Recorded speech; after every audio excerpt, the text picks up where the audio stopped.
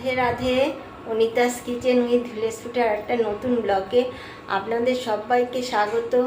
আজকে আমি করে দেখাবো আলু আর পেঁপে দিয়ে আলু পেঁপের মরিচ। এই একাদশী স্পেশাল এই আলু পেঁপের মরিচ কিভাবে তৈরি করছি আপনাদের দেখাচ্ছি। চলুন রান্নাটা শুরু করি। পেঁপে আলু মরিচ করব, তার জন্য পেঁপে নিয়েছি, আলু, ঘি, গোলমরিচ এটা গুঁড়ো করে নেব, আর সন্দেশ নুন। এই দিয়ে একাদশীর আলু মরিচ, পেঁপে দিয়ে আলু মরিচ তৈরি করে আপনাদের দেখাবো। পেঁপে দিয়ে আর আলু দিয়ে মরিচ করব। এর জন্য আলু কেটে নিয়েছি টুকরো টুকরো করে, এই যে পেঁপে কেটে নিয়েছি।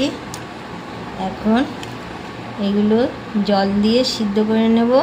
আলু পেঁপে সিদ্ধ বসিয়ে দিয়েছি, এবার একটু সন্দেশ নুন দিয়ে দিলাম।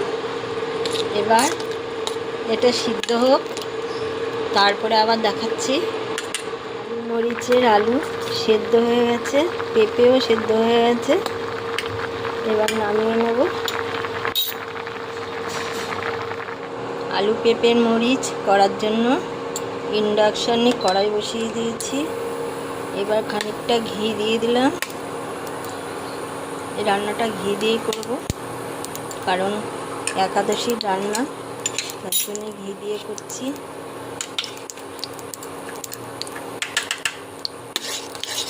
ঘিটা গরম হয়ে গেছে।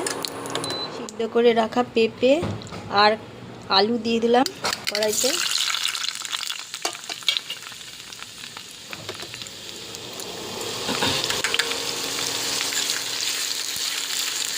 গোলমরিচের গুঁড়ো দিয়ে দিলাম, কোনো রকম লঙ্কা দেবো না, এটা গোলমরিচের গুঁড়ো দিয়েই করব।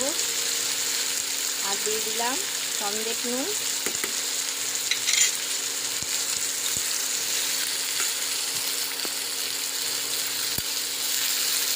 এবার এই পেঁপে আর আলুটাকে ভালো করে ভেজে নেব। এটা কিছুক্ষণ উল্টা পাল্টা করে ভাজতে হবে, বেশি ভাজতে হবে না, অল্প ভাজলেই হয়ে যাবে।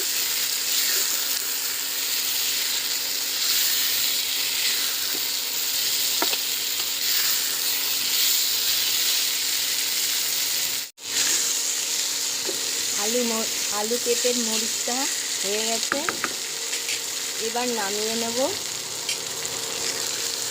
এই যে কত সুন্দর হয়েছে। এই যে আলু পেঁপের মরিচ পুরো রেডি হয়ে গেছে। এই আলু পেঁপের মরিচটা আপনারা দেখবেন, দেখে ভালো লাগলে আপনারা কমেন্ট করবেন, লাইক করবেন, শেয়ার করবেন সবার সাথে। আর যারা নতুন বন্ধু তাদের কাছে অনুরোধ, চ্যানেলটিকে সাবস্ক্রাইব করবেন। সাবস্ক্রাইব করে আমার পাশে থাকবেন, পাশে থাকা বেল আইকনটি প্রেস করে দেবেন নতুন নতুন রান্নার আপডেট পাওয়ার জন্য।